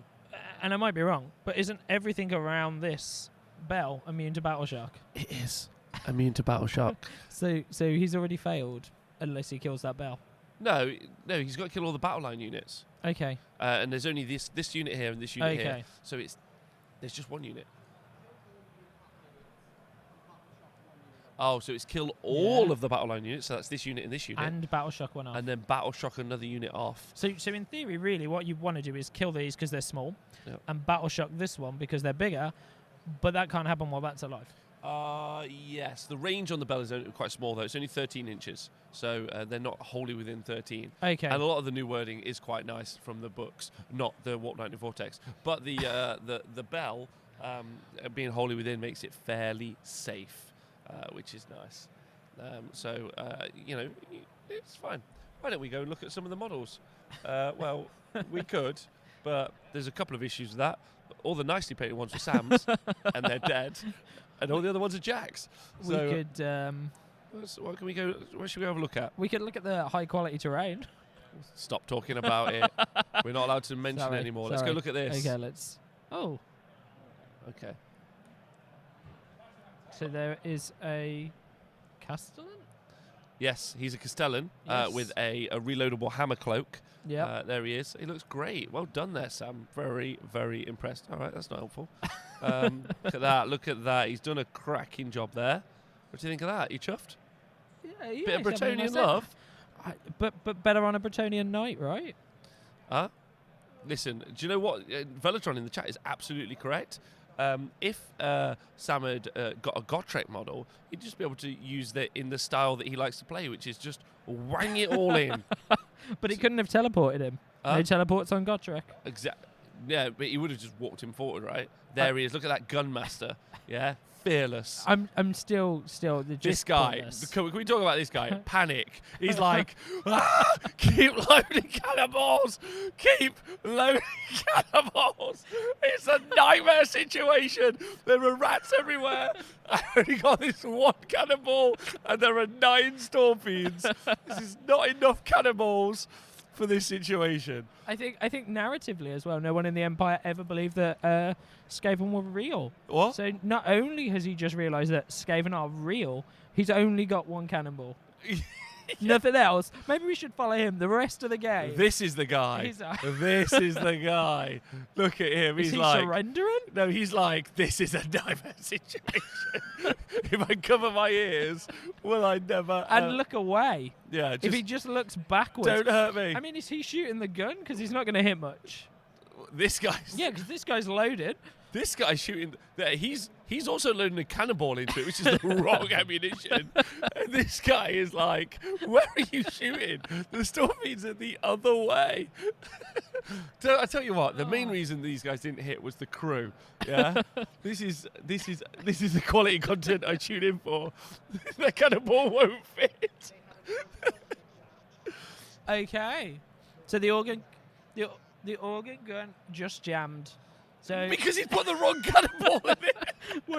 Is that true? Is it really just jammed? We were right. Oh my god. It failed to fire. We would like to point out that the wrong ammunition was loaded, and since Cole Franz died, no one knew what ammo it took. Wow. Honest Wargaming today, obviously sponsored by OQ Cafe or Superstore, wherever we went last night. For the cannonball guy is looking at the shooter like, we need a bigger cannon. Bigger cannon, smaller balls. Yeah, one or the other. It's just absolute nightmare situation for these guys. And in a minute, they're all going to get killed by that Vermintide. So yeah, it's coming for them slowly but surely. So there are. We're in Stam's turn, or have we moved on to Jack's turn? We're just finding that out. We're in the battle shock phase. So Okay. it's the combat down here. Sorry. So yeah, look, the thing that was important while we were laughing is whether or not this unit is going to battle shock off. yeah. So I think a few have gone. Okay. So this one died to battle shock. One and unit this one died. died to battle shock. Okay. But that's it. Oh, okay. So he needs to battle shock that unit off to So he has to score his charge in hidden here, agenda. battle shot the unit off, but not kill it in order to still Yeah. achieve his secondary.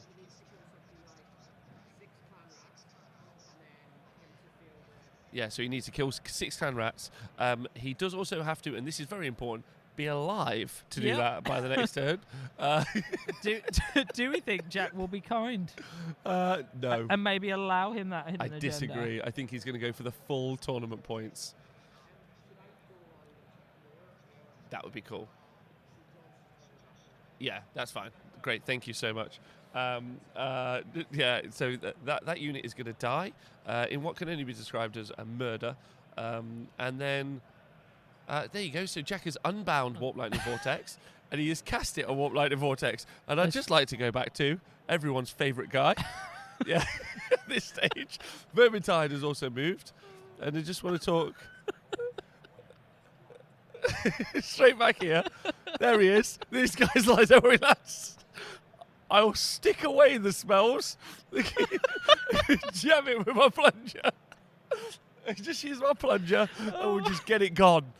That's so we're safe as houses in this situation. It's all right because this guy here has got a cannon lighter. It's not lit. That's why they're fucking up. Yeah, this is going to be fine. So there's a wound done there. Plunge the spell. Plunge it all the way away. Just poke it away. Yeah, just it'll be okay. Gone. Just get it gone. So just exciting news. I'm going to make sure I save that because I want to come back to these guys at any moment. Goods is perfect. They're important. That cannon maybe has 1 wound left, I think. Yes, but thankfully it didn't hit the crew. Yep. And as you can see, also, but to be honest, and I mean this in all seriousness, the cannon crew are really pulling their weight. But the Hellblaster volley gun crew are useless. This guy's backwards. This guy's looking the wrong way, and this guy's put the wrong ammo in, so it misfired. They are just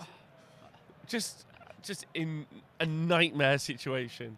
We are only drunk on Warhammer. Only drunk on Warhammer. No alcohol has been consumed. There you go. You might find that hard to believe for me. Obviously not for Robert. No, which is this. Oh, also, this stream brought you to entirely by vegetarians. Yes. And there's Jack's head. Okay, yeah. I mean, that's not the best shot. I'm sorry It's in the about way that. of our model. There we go. There you Our go. heroes of the fight. They've just really done the work, I think. So we'll go for we'll go see how that. I am worried actually because over on the right hand side, I'm just going to go see how that Vermin Lord Deceiver is doing. No, not Warp Seer is doing. And He's fine. Absolutely fine. Look at this. This is what I'm going to describe as horrific. So that moment when I said he might be nice, right? I don't think that's happening. No. So he's had more warp power cast on the Vermin. That's a nice little firing arc. Storm Fiends. It is a nice little firing arc. So the 12-inch guns are actually, one's here, one's there. So this one's going to be out. So he's only going to get to fire these in. So they're still definitely dead. Yeah, I think if he could fire that one in, they'd be dead. I think that's all he needs. Yeah. Remember, Bravery 7. Heroes of everything. It's arguable that the games get better when you know that they're gone. So you're just like, what's this little fella doing here? He's just doing nothing. Having a great He's time. not doing anything. Please paint your models so I can see what they are. I mean, the community literally put loads of money in. Also, if you guys want to see the list, you can click the BIP little on the Twitch chat. You'll see it says BIP, and that'll bring you up the lists written out, which is really nice. Big fan of that. Yeah, Okay. I actually, if anyone's looking at the lists in the little BIP bit, I don't understand. So we've debated here the Gun Master in Sam's list, which is obviously an engineer, so is there to buff the cannons, but 80 points, and I guess the cannons really haven't done too much. So what we're looking at 260. Can we just talk about that Vermin Lord Warp Seer just absolutely being like, I've scored the 1 point I need to win the game. Yeah, get ready. I'm going to go in and murder. That listing is awesome. Agreed. So that's really useful. Oh, thanks, Speckles. Maybe that is why we needed to keep watching the game. So anyway, I think I just got that to like 200 and something points, 260 points, 260 points in 2 cannons, and a Gun Master that I think have probably killed 2 clan rats this game. At least 3. At least 3, maybe 3 or 4, maybe less. Do we think that was worthwhile in points, Twitch chat, or would you not bother? I think so. We're finding the shooting phase now. Jack's just talking about how well costed the Storm Fiends are, and how really solid the playtest group are, and they get the rules spot on all the time. And Sam's taking all that info in, just really paying attention. It's been like, yeah, okay. What's important is that you're going to see this unit get blitzed, I think. But if they survive, they're looking to charge one unit of clan rats to get a little cheeky point. By the way, you guys, thanks for joining us. I love having you guys here. Thank you to John and also to you, James. You guys have been wicked. And Donal, you guys have been cool. Thank you for joining me for the adventure of a lifetime. Yeah, and you know, everyone that's kind of come and taken part in the stream. Yeah, I mean, it's been fantastic. You genuinely don't know what's going to happen at the LGT, which is the best part about it. Last year was almost a riot. This year, it's less like a riot. It's more like a hovel. Imagine it's what like, yeah. It's how I feel it's going to be when Brexit happens. Like just giant halls of people starving, looking for food. Or maybe the apocalypse, right? Because when zombies come, everyone says you send everyone to a sports centre. Yes. And, everyone's dead. It looks like a hurricane relief centre is what the LGT looks like. Yeah. Yeah. So, there doesn't seem to be any liberators. There are no liberators left. No liberators left. But thankfully, a man who needs no introduction, as he is our ethnic element of the Age of Sigmar community. Yeah. Earlier on, he said that all you white people look the same. So it's a two-way street, ladies and gentlemen. So here he is. Welcome back. Just before we introduce Ming, the glorious emperor. Dictator Ming. Oh yeah, of course. The first thing I want to mention is just while this game is super interesting, it's actually game 3 of the London Grand Tournament. The table 1 is between a Frenchman and a Russian. So that's the London Grand Tournament, folks. Thank goodness for Brexit. Welcome to Ming. Ming, who are you and what do you do? Well, I am the premier narrative event organizer. I'm running a Troggoth army, pure Trogs with 2 shamans actually. And I'm London based, haven't been playing for a long time, back in the scene after 2 years, now that the little one has grown up. So yeah. Lesser known fact, Ming taught me everything I know about Warhammer. He was the first person I ever played a full game with his beautiful Brett's army. What are Bretonnians? They don't exist, do they? Flesh eater courts? Are they flying dragons? I don't think so. I think they're cannibals that think that they're people. So Bretonnians, Ming used to have some back when there were square bases, back when GW didn't know how to troll. They know how to troll today, folks, as we saw with that Underworlds war band. I'm still speechless. Looks amazing. Makes me want to cry. You don't know. No, I haven't seen. Ming, what do you think would be the war band that is released today for Underworlds? Nurgle? No, if there was something that would go, that's ridiculous, Dono. I thought they were squatted in the GHB 19. What would it be? Well, I don't keep track with GHB 19, but Order got squatted? No. What got squatted in Destruction that used to have, that used to exist until the Gits book dropped and then disappeared? Basically army, Git mob. Beautiful Git mob. Guys, you heard it here, folks. So, I haven't used this phrase. It used to be my catchphrase. So, I know this is super interesting TV. I'm showing them the pictures. Look at these. They're so beautiful. This is fantastic TV, right? Beautiful Wolf Riders. That's them, right? They got squatted earlier this year, and now they're new models. How do you feel about that? I'm happy for you, to be honest, because I think maybe that means something new comes up. But I can't ally them in because they're not allied into MoonClan because... Just wait for a new book. Ooh, spoilers, folks. Spoilers. Anyway, so how are your games going today? Have you won any? I've won my first game against... What did I play? Nurgle. I played against Nurgle actually. Oh, there we go, Maxime. Do you want to come on stream? He's coming on. So I won that first game, and then I got utterly smashed by Fire Slays in second game, and then lost to 3 Bloodthirsters in Place of Arcane Power. And how do you think the Trogs are doing as well as expected?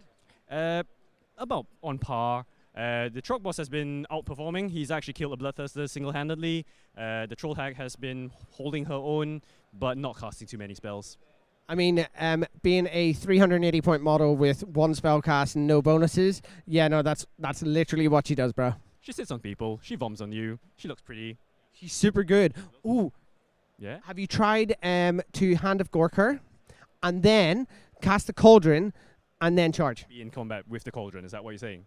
No, cast the Cauldron and then use that for a quicker charge. Because you're now closer to it. I've not done that, but I have actually cast Cauldron and somehow became into a charge, in combat once. That's pretty exciting, guys. What would you like to see tomorrow? Like, what would you want to face? I would love to face Sinesh. No. I would love to play Shootcast. No. To be honest, anything that's fun to play with at the bottom tables, I'm happy. So probably not Laurie Huggett Wigbit with his Sylvanas, who's on table 37 and may or may not be losing. Ooh, okay. Isn't Kunis down on the bottom tables too? Kunis is actually on table 37, Laurie's on 31, but like, what's a couple of numbers between friends? Yeah. Yeah, I don't mind facing him. I've actually really I've not played Laurie before. Played Kunis a few times, but to be honest, I'm here just to have a good time, have games, win best sports, and yeah. And you mentioned Raw, so do you want to tell us a little bit about Raw? We can pretend that we're interested in narrative. Yeah, so Raw is one of those weird events that we run because there are 3 ways to play. That's about it, isn't it? I'm kidding. It is a sold-out event. We are the premier narrative event year on year. We've only got 40 players, but it's a really close, tight-knit community. We're one of those one-of-a-kind events, and I think... Are we still talking about narrative? No. We're talking about Raw. We're talking about Raw. Narrative puts me to sleep. Fine. Jokes, Ming. I live as a Troggoth because I like to troll. Yes, you do. And Raw looks amazing. He always picks it on weekends I can't do, though, so I have a good excuse not to go. Intentionally, so that you don't go. It's good for both of us, bro. Good luck tomorrow, Ming. Thank you for joining. Cool. Cheers. We do have some more people we can interview because unless we want to continue talking about this game, which I think is over. So we're going to speak to Maxime and Ollie. So the reason why Maxime's interesting is he was just Ming's opponent game 1, so lost to Ming. And then game 2, or game 3 was playing against 9 Storm Fiends with the other Storm Fiends player. So I thought, what more do you want other than more Storm Fiend talk? So we'll bring over Maxime and Ollie. Hello. Hey. Okay, so for our audience, do you want to give a bit of background on who you are, what you play, and how long you've been playing AOS? Sure. Hey guys. Basically, Maxime Julian. I've been playing for like 5 years, I think something like this. Yeah, I play Nurgle at the moment. I've tried many things: Beast of Chaos, Stormcasts. You've seen me with Gloomspite as well. Just got back to Nurgle. Yeah, really like it. Hi, Ollie Fox. About the same time, 5 years. Normally played Nurgle for the last 4 years. Fancied something different, so I thought I'd go with a Skaven Skyralist, which seems like a lot of people have done that. So, yeah, it's sort of early games with them, 4 or 5 games with them now. So, good fun though. They look good fun, and if the poll goes in the direction it's currently going, I'll be taking them to Facehammer next weekend, which will be hilarious for me. Not my opponents, though. Okay, so how have your games gone today? So obviously you played each other in the last round, so we could talk about that after. But how was your game 1 and 2? So game 1, I played against Ming, which you just saw, who's playing Trolls. Super cool game. I actually didn't really know what they were doing. But like he just ran me through the list. He was a gent. He basically ran me through the list at the beginning. Was like, yeah, this does this. You should avoid them, etc. And I basically didn't listen to a word he said, which I should have. So I just went forward, blocked the objective, grabbed them, hold pretty well, but at the same time, like he could grind through. And at the end, I think turn 4, yeah, we played for initiative, which decided the game. So he won, could score enough points, and just won the game. But like, great game. Second game, let me remind me. Yes, I played against Ben Raven, who was playing the Council of Blood. So Khorne, Super cool game as well. He was playing for the double, got it, killed all my supporting characters. The Great and Clean one. I had like 21 Plague Monks and I think 10 Plague Bearers left on the map, and I was able to actually kill everything. The Plague Monks literally charged in like Great and Clean, like Exalted and everything, just killed the stuff, and I got it. And then our game. Yes. Cool. Game 1, I played Death. Ethereal Zombie Dragon, which still seems to be a thing. I have no answer even with Ren 3. But managed to hold off and pick up the objectives. They fell quite kindly, so it was sort of pick up them. Game 2, Sylvaneth, which I hadn't played, the new trees. Lost it turn 2, pushed too hard turn 1, took the wrong turn. He double turned and 6 hunters deleted the Stormfiends in a turn. So yeah, lost that to quite a lot of points. So, and then we had game 3. Yeah. Cool. So game 3. By the way, I do apologise that the game 2 win was because of Plague Monks. So Skaven, they're so well balanced, guys. Jervis Johnson, please write the Gitmob book. Don't leave it up to well balanced Sam. Anyway, so talk me through game 3. It's Places of Arcane Power. I guess it's going to be an uphill struggle for the Nurgle against 9 Stormfiends. Do you want to tell me what happened? Yeah. So essentially, he gave me first. Yeah, I should say. So deployment. He basically, his squire. So he deployed his guy at the 12-inch line. On the 12-inch line behind the acolytes. My dudes were behind. He basically told me he has a 33-inch range. So I put all my stuff back, so I wouldn't be in range. Plague Bearers, Plague Monks, everything. Heroes, supporting characters, etc. He gave me first turn, so I went for it. I have a load of blights in the list, which means that I can do it on the Plague Bearers and the Monks. So like Plague Bearers are -4 to hit and shouldn't face. Getting the 5 up again on your command. Yeah, exactly. So I was getting them back, which is cool, with the You got brooch. all of them back. Yeah, that was very lucky actually. And Plague Monks were -2 to hit as well. Yeah. So I went forward with everything.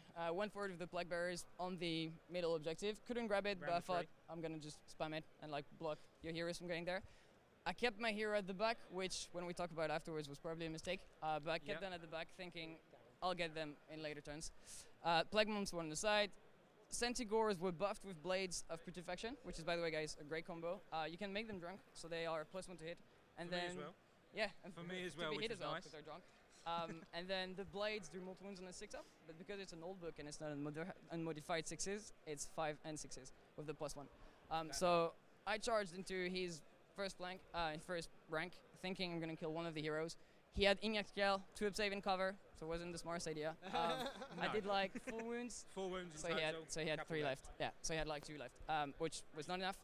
He killed them back, but I tied you up with 1 model, I think. One No, you model killed tied. them. Yeah, you killed them Battle completely. shock, Yeah, battle yeah, shock exactly. off. Yeah, Battle shock battle shock off. Then his turn. He went forward, and I thought, I'm fine. Like Plague Bearers, -4 to his, like it's fine. Lured him in. Yeah. No, he wiped them out. So he wiped this unit. There was 3 left, and then 3 or 4 left. yeah, round the tree. we should charge with Stormfiends. Kill them out. No, actually, Doom no, Wheels. there was more than that. Yeah. 22 on the charge. Yeah, so there we go. So you did, I think, 15 on shooting, something like this. Then you came in. No, you did more. No, okay, let's do it again. So you did 10 in shooting, which meant I have 20 left. So I was still -2. -2 in But combat. then Doomwheel came in, Yes. did 3 mortal wounds. On impact. Yeah, so they went below 20 models, which meant they no longer had the buffs. So the Stormfiends was a good move, just came in and killed the rest. So there was like 4 left after Battle Shock. Yeah, on the other side, you killed, I think, 22 monks with the wind launches. 2 wind launches. Yeah. So I CP'd this.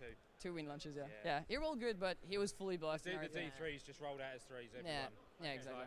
Yeah, shouldn't have happened. Shouldn't have happened. It was alright. And then essentially there was 4 left. We played for initiative. We just rolled for initiative. Yep. You got it, which meant he could kill the other 4 Plague Bearers with just magic, and then we just called it because he could wipe the Plague Monks left, which means I had no more hammer. 3 characters, a unit of 10, and the Bray Shaman. Yeah. All my That was it. characters were alive, but I had no hammer to come in, and if I did bring the Guardian Clean one or anything else, they would get killed instantly by Stormfiends. So we just called it. We called it there. Yeah. So tomorrow, it'll be game 4. Is there anything you don't want to face? I guess you don't want to face more Stormfiends, but you should be okay. I don't think you're at risk. Is there anything you don't or are worried about? Night Haunt for me. Anything that negates that rend. Ethereal Zombie Dragons. They're a pain. I rely on Rend 2, 3 on most stuff. Rend 1 on everything else. If they can negate that with a 4-up save, it hurts. It's high damage, but it's low attack, so I need to get that rend through. So for me, I face the minor shooting and sort of where the 6 is still to hit. With re-rolls, when you're firing that much Gatling gun into them, you get enough hits. They're 2 damage apiece. You start wiping them off. So next to hit, I'm not fussed about, but it's the ignore rend for me. All right. Maybe Slaanesh, weirdly, because I've played against them, and although they don't do much against me because I make them reroll hit rolls, win rolls, etc. But the thing is, as long if I do damage on them, they just summon stuff, and their summoning is better than mine, so I can't outnumber them. Weirdly, but I don't think I'll face any. Other than that, I think you could do. I've seen some Slaanesh on the lower tables, and there are always people who prove that you can't just pick up a good army and run with it. Although Slaanesh is pretty point and click. Okay. this list is a bit more tactical, I guess. Yeah, no, it has. I mean, which one? With Kairos, doesn't give up the depravity, does he? He's in the lie. Is it? Yes, yeah. If he gets wounded, I don't think he does. But he still allows you to change a dice roll to whatever you want. So. Portal spells, and he's horrible. Yeah, no, agreed. Okay, cool. Well, I think we're going to wrap up. I think the stream team are done because the guys behind us, Jack and Lovo, have packed up. It's a pity you can't see the Darren and Ben game because that looks like it's super tactical. By super tactical, I mean, it is being recorded, so it will be available for watching at some point in the future. No promises when. And if that doesn't happen, it doesn't mean I lied. It means Rob did. He hasn't got enough doom moves in his list, though. No doom wheels for Ben, so that's an obvious issue. Thanks, Donal. Appreciate that. I just cut him off. I didn't know when he was ever And going to say we're back. goodbye. Donal's been amazing today. I want to say a big shout out to him for doing all the infield coverage. What an angel. And also thank you to those guys. It's been a good day. Yeah. It's been a good day. It's been real sweet. As you can see, we've been staying hydrated with our water, so make sure you do that. I hope you guys have enjoyed it. Excellent win there for Jack. Yeah. We did see the handshake at the table. Yeah. Probably could have done that. We could have just dispensed with all of the dice rolling and to get to the same result realistically. But Oh dear. yeah, That was it was a long slug, but I think I'd like to think the Twitch stream enjoyed the narrative element of the game. No one's ever going I to think- forget the cannon guys. I think I've cried with laughter. So that's a In fact, good, I don't that's a even. good Are they word, I still? think. Are they still alive? Are they still on? Oh, they're gone. They're Oh, gone. They've been packed away. R.I.P. the cannon crew. Yeah, I was going to go find them. Look, you've been awesome. Thank you very so much. Big shout out to James. Congratulations. First day of doing live coverage. 3 games, not easy as well. Yeah. Yeah. So it's not so you've done great. Big shout out to John doing our table bossing. He's done great too. And also to Donal doing our live coverage. Don't forget that. And he's not going to do it himself. So big shout out to Rob No, for always bringing Not me. all this at events. not me. And I'm sure the Twitch chat will agree. Oh, get out. Anyway, look. Now I'm sweating with awkwardness. You guys are wicked. And that's why I came. It's been really fun to do the coverage. We've got 2 more games tomorrow, so we're going to find out who's going to win. Currently, I don't know if it's going to be a double 9 Storm Fiend off. It's definitely the story of the weekend, which is fun. Going into next weekend when we do the Face Hammer coverage, so make sure you guys check out that as well. We're also doing the Irish GT and Bloodshed in the Shires. We also have got, and I'm so excited about Crimbobo and the doubles event there, which is going to be wicked. Sheffield Slaughter next year, CanCon, so loads more coverage from this Wargamer. So we wouldn't be able to do it without everyone on Patreon and Twitch who subscribe. So if you haven't done that yet, maybe think about it, because it does help loads. And you guys are awesome. Thank you for helping us out. Cool. Yeah, let's have more fun tomorrow. Exactly. Come back. There might be some more Cannon Crew, but there'll probably be 18 Storm Fiends. Have a good day. Goodbye.